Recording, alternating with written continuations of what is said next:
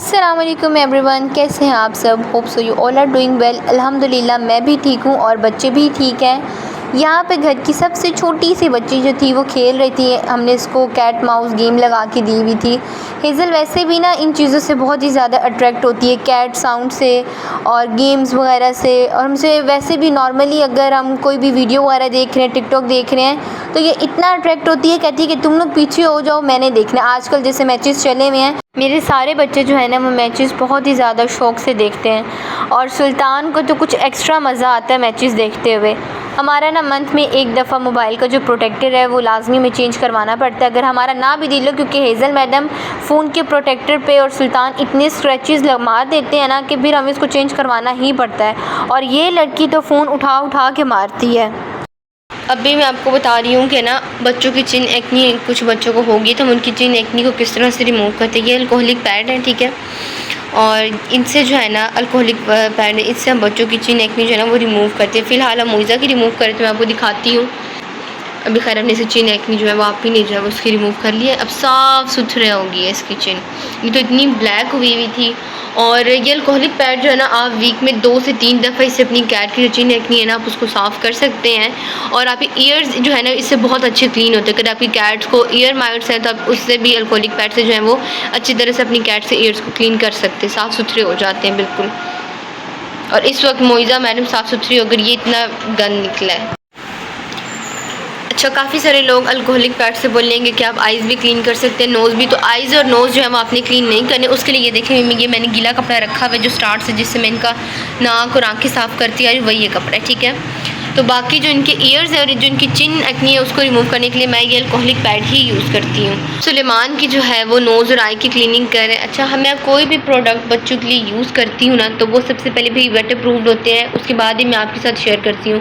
अब हम सुलेमान के ईयर क्लीन करने लगे तो उसके लिए हमने ईयरबड ले लिया और सुलेमान की जो है ना ईयर क्लीन कर रहे हैं।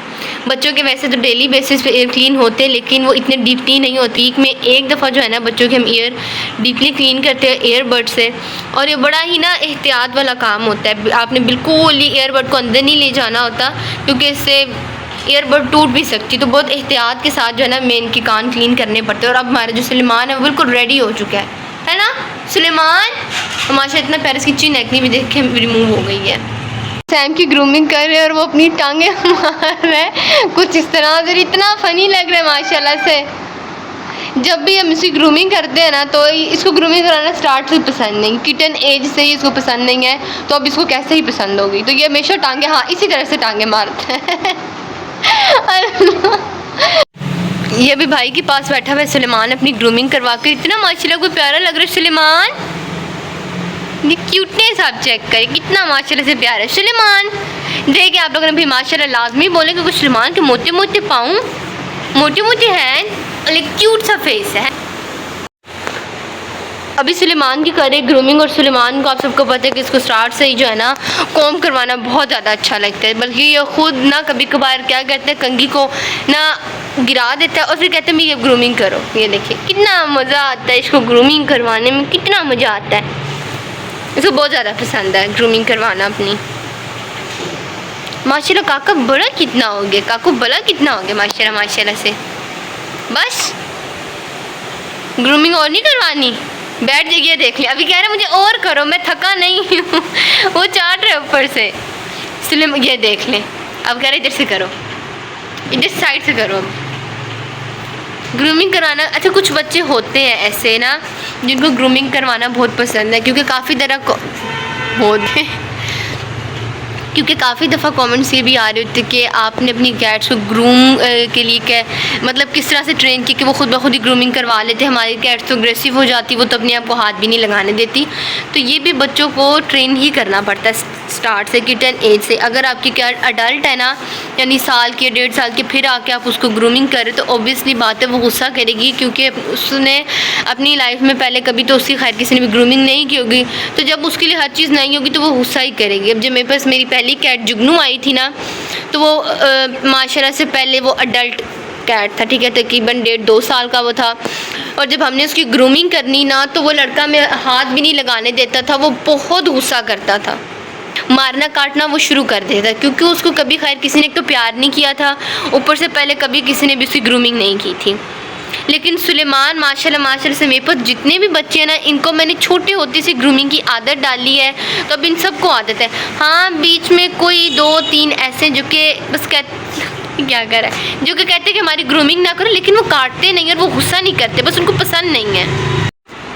ये देखिए, अब आप ही कह रही हैं कि ना अब बब्बू की बारी ग्रूमिंग की, तो वो गुस्सा कर रहा है कि ग्रूमिंग उसकी नहीं होनी चाहिए। वो देख लें, कह रहे उसकी ग्रूमिंग नहीं करनी, मुझे नहीं उठाना यहाँ से, मेरी ग्रूमिंग करो। माशाल्लाह से क्यूट लग रहा है। यहाँ पे हम सुलेमान को बहुत मुश्किल से कन्विंस करे थे कि भैया अब आप उठ जाओ, आपकी प्रॉपर तरीके से ग्रूमिंग हो चुकी है, बाकी किसी और बच्चे की भी ग्रूमिंग करे। लेकिन सुलेमान हमें भाई गुस्सा कर रहा था कि नहीं, मेरी ग्रूमिंग करो, कोई और बच्चों की बारी नहीं आनी, बस मेरी करते रहो। उसके बाद मेरी नज़र मोइज़ा मैडम पे पड़ी, तो मोइज़ा की ना आँख ख़राब हो गई थी, रेडनेस उसे हो गई थी और उसकी आई से ना पानी आ रहा था। शायद मोइज़ा को अपना ही नेल ग्रूमिंग के दौरान लगा था, या फिर लियो ने इसको मारा होगा, क्योंकि जब भी इनका खाना बनता है ना तो लियो और इसकी बहुत ज़्यादा लड़ाई होती है। तो बस यहाँ पे मैंने मोइज़ा की आई में ना आई ड्रॉप डाल दिया था, ताकि इसकी आई जो है ना वो 2 दिन के अंदर बिल्कुल ठीक हो जाएगी। मम्मा थी नहीं तो हमने इसको पॉलीफिक्स नहीं डाली, इसको आई ड्रॉप डाल दिया था और ये बड़े ही आराम से डलवा रही थी। उसके बाद जो है ना इसको ईचिंग होना स्टार्ट हो गई थी, क्योंकि आई ड्रॉप जो है ना डालते साथ ही अपना असर दिखाना शुरू कर देता, और विदिन 2 डेज़ मोइज़ा की आइज़ बिल्कुल ठीक हो गई थी। ये नेक्स्ट डे था और मम्मा ने सुबह ही ना भाई को चेयर्स बेचने वाला आया था। मम्मा ने उसको रोक के मम्मा ने 3-4 चेयर्स के सेट निकाले हुए थे, और मम्मा देख रही थी कि कौन सा अच्छा प्लास्टिक है, कौन सी अच्छी क्वालिटी है, और कलर वगैरह मम्मा फ़ाइनल कर रही थी, क्योंकि मम्मा काफ़ी टाइम से सोच रही थी कि ले लेकिन वही बात आ जाती, भाई इतने लेज़ी हैं कि हमसे बाज़ार नहीं जाया जाता। तो बस आज बाहर कोई आया था, मम्मा ने कहा इसी से ले लेते हैं। साथ हमारे बच्चे भी सिलेक्ट कर रहे थे। मम्मा कहती कि रेड कलर ले लेती हूँ, लेकिन हमने कहा मम्मा नहीं, जगह जगह देखो तो रेड ही होती है, और ब्लू कलर भी ना बहुत कॉमन सा था। तो हमने कहा मम्मा ये ब्राउन वाला जो है ना सेलेक्ट कर लेते, और बहुत ही प्यारा सा चॉकलेट कलर का था। और जैसे भाई मम्मा ने इसको ख़रीद लिया, तो भी सैम ने सबसे पहले बैठ के जो है ना हमें बता दिया था कि अच्छी क्वालिटी का है तो आप इसको यूज़ कर सकते हैं। यहाँ पे मम्मा ने फ़ैन भी लगाया हुआ था, और ये इतना इंजॉय कर रहा था, क्योंकि जब तक बच्चे उस चीज़ को यूज़ ना कर ले तो हम कहते भाई हमारे पैसे पूरे नहीं हुए। तो यहाँ पर हमने कहा मम्मा हमारे पैसे पूरे हो गए, क्योंकि सैम को टेबल पसंद आ चुका है। उसके बाद हम लोगों ने नाश्ता किया, और आज हम लोगों ने नाश्ता तकरीबन 11 बजे किया था। और यहाँ पे मैंने खुद लच्छे वाले पराठे बनाए थे, क्योंकि मुझे बनाने आते हैं, मैं बहुत मज़े के बनाती हूँ, क्योंकि घर में भाई और तो किसी को बनाने आते नहीं, तो बस मेरे ऊपर सारे डिपेंड हो जाते हैं। मैं भी फिर इनको बना के खिला देती हूँ। तो बस आज भी छोटा सा व्लॉग था। होप सो कि आप सबको आज का व्लॉग अच्छा लगा होगा। तो व्लॉग को लाइक करें, शेयर कर दें, कमेंट कर दें, चैनल को भी सब्सक्राइब कर दें, and don't forget to press the bell icon. अल्लाह हाफिज़।